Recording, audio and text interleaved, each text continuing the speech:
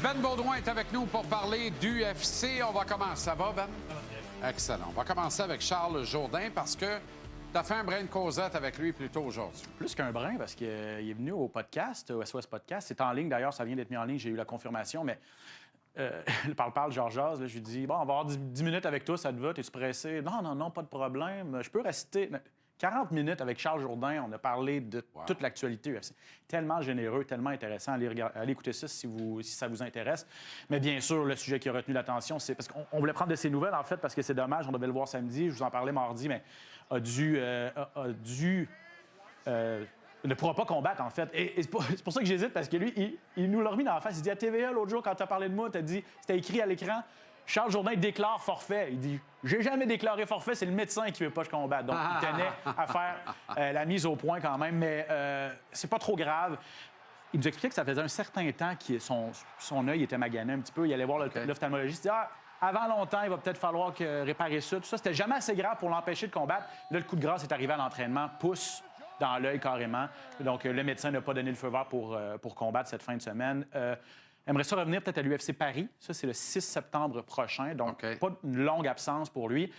Était déçu sur le coup, mais beaucoup plus philosophe qu'avant, Charles Jourdain, depuis qu'il est devenu papa. Le petit Hector est né au mois de février, donc ça change vraiment les perspectives. Et donc, il a parlé de ça, de sa nouvelle réalité et du fait qu'à 135 livres maintenant, il a vraiment de très, très grandes ambitions. On écoute Charles Jourdain là-dessus. Une certaine chose que je tiens à préciser, c'est que tu t'oublies. C'est plus je suis fatigué, c'est plus qu'est-ce que je vais faire, c'est plus à propos de toi, c'est ça doit être fait pour être sûr que toute la famille puisse en bénéficier. Donc de s'oublier dans une époque où on est très self-centered, on est très centré sur soi-même, je pense que c'est la plus belle bénédiction que j'ai reçue de ma vie. Je regarde tous les gars combattre, puis je suis persuadé au plus profond de mon âme, puis ça n'a jamais été le cas à 145. Je regarde le top 10, je regarde le top 5, je regarde le champion, je sais que je peux battre ces gars-là. Très bon. Très bon. 29 ans, là, il arrive dans le summum de sa forme physique en plus. Ça va être intéressant. Retour de Kamaru Usman après presque 2 ans d'absence. 20 mois exactement, oui. Qui est Kamaru Usman, pour ceux qui sont moins familiers avec lui? Légende vivante. Lui, c'est le temps de la renommée dès qu'il accroche ses gants pour de bon. Champion de 2019 à 2021 chez les 170 livres. 5 défenses de titre. Il y a juste 7 personnes dans l'UFC, peu importe la division, qui ont eu des règnes plus longs que Kamaru Usman. Deuxième plus longue séquence dans l'histoire de l'UFC, 15 victoires de suite de 2015 à 2021 aussi. Il est cependant sur une séquence de 3 défaites. Et ce qu'il guette, c'est un peu ce qui est arrivé à Anderson Silva, qui, lui, a la plus longue séquence dans l'histoire devant Usman. Mais terminer sa carrière sur une séquence de défaites, ça peut ternir un petit peu son héritage. Il est convaincu qu'il a encore ce qu'il faut pour être parmi l'élite. Mais là, je me demande, pourquoi à 38 ans veut-il revenir après 20 mois d'absence? C'est pas pour l'argent, clairement, c'est pas pour la notoriété. Lorsque je lui ai parlé cette semaine, quelle est la motivation de Kamaru Usman pour revenir cette fin de semaine? Écoutons-le. You can't really explain it, put it into words. It's the ability to stand in the face of your fear and conquer that. It's something so primal, something so just innate about that. That's just special. You know, it's better than anything that you could find anywhere. Better than any drug. Et il a un adversaire très dangereux devant lui, donc il a une peur à conquérir encore. C'est exactement ça, Jean-Charles, parce que le gars qui est devant lui, il était peurant.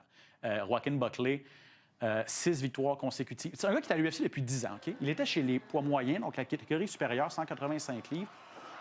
Où il était, c'est le cas de le dire, assez moyen. Mais là, il est descendu de catégorie de poids. Il est inarrêtable depuis ce temps-là. On voit des images contre Colby Covington. Il a défiguré Colby Covington au mois de décembre. 6 victoires de suite, dont 4 par KO. Donc, lui, il est persuadé qu'avec une victoire contre Kamaru Usman, il veut se faire un nom là, sur l'ancien champion. Et peut-être c'est le titre qui l'attend avant longtemps, surtout s'il parvient à l'emporter cette fin de semaine.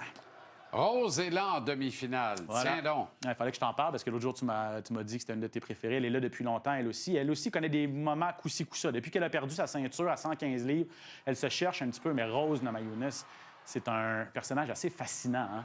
Hein? Une si petite femme, toute menue, mais qui peut déchaîner une fureur de la sorte. Je pense que c'est ça qui fait d'elle un personnage très fascinant. Est-ce qu'elle va être capable à 125 livres? Donc, elle aussi a passé de catégorie de poids supérieure. En fait, un peu de difficulté à vraiment se faire justice. 2 victoires, 2 défaites depuis qu'elle a changé de catégorie. Et là, Miranda Maverick devant elle, qui est sur 4 victoires consécutives. Donc, un peu le même scénario qu'en finale. une jeune qui veut se faire un nom sur l'ancienne championne. Mais c'est toujours intéressant de voir Rose Namajunas, premier combat pour elle depuis novembre dernier. Intégralité, 20h, TVA Sport 2, toute la carte. Combattante extraordinaire. On rate rien de l'action. Samedi soir ici à TVA Sport. Voilà. Merci, Ben. Merci, Jean-Charles. À la semaine prochaine. Excellente soirée. Bonne carte. UFC Fight Night en direct et en intégralité ici à TVA Sport.